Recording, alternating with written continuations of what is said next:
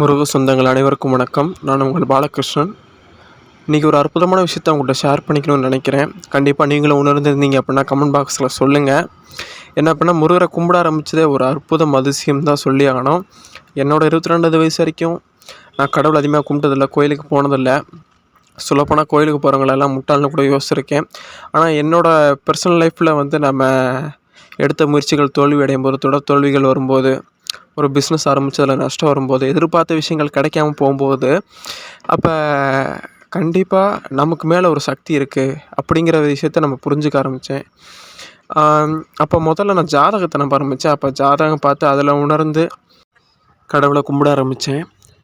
அப்போ முதல்ல முருகர் தான் என்னை கோயிலுக்கு வர வச்சார்.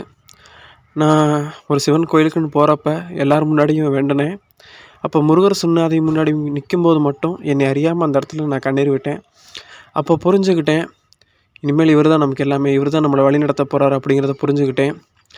அப்போ இருந்து என்னோடய கஷ்டம் எல்லாத்தையுமே அவர்கிட்ட ஒப்படைச்சிருவேன். இப்போ வரைக்கும் என்னை நல்லாவே பார்த்துக்கிட்டு தான் இருக்கார். என்னை வழி நடத்தி கைத்தாங்களாக கூட்டிகிட்டு போயிட்டுருக்காரு. அவரை நானும் கைவிடாமல் இருக்கேன், அவரும் என்னை கைவிடாமல் இருக்கார். நம்மளே ஒரு சில நேரத்தில் சோர்ந்து ஏதாவது ஒரு கஷ்டத்தில், வேறு ஏதாவது ஞாபகத்தில் நம்ம அவரை கும்பிட மறந்தாலுமே கூட அவர் நம்மளை கூட்டிகிட்டு வந்துடுவார் கோயிலுக்கு. அவரை பார்க்க வச்சுருவார்.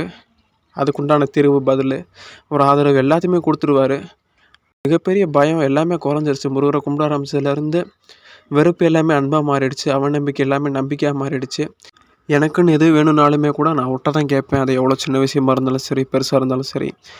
எந்நேரமும் அவரே நினைக்கணும், அவர் என் கூடவே இருக்கணும், நான் அவரை பற்றியே பேசிகிட்டு இருக்கணும் அப்படிங்கிற அளவுக்கு நான் வந்துட்டேன். இன்றைக்கி முருகர் இல்லைன்னா என்னால் கண்டிப்பாக ஒன்றுமே செய்ய முடியாது. அவர் தான் என்னை இந்தளவுக்கு எனக்குன்னு மன நிம்மதியிலேருந்து எல்லா விஷயத்தையுமே எனக்கு கொடுத்துருக்காரு. கண்டிப்பாக இன்னும் அடுத்தடுத்து கொடுக்க தான் போகிறாரு.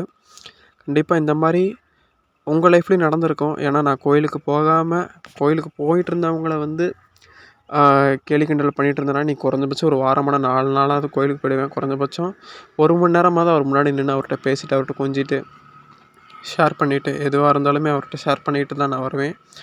இந்த மாதிரி ஒரு ஆச்சரியமான விஷயமாக தான் நான் பார்க்குறேன் முருகரை. அவர் உள்ளே வந்துட்டு மிகப்பெரிய ஒரு அற்புதம் அதிசயம் தான் சொல்லி ஆகணும். கண்டிப்பாக உங்களுக்கும் இந்த மாதிரி நடந்திருக்கும். என்ன அப்படிங்கிறத கண்டிப்பாக கமெண்ட் பாக்ஸில் ஷேர் பண்ணுங்கள், தெரிஞ்சுக்கலாம். அனைவருக்கும் நன்றி.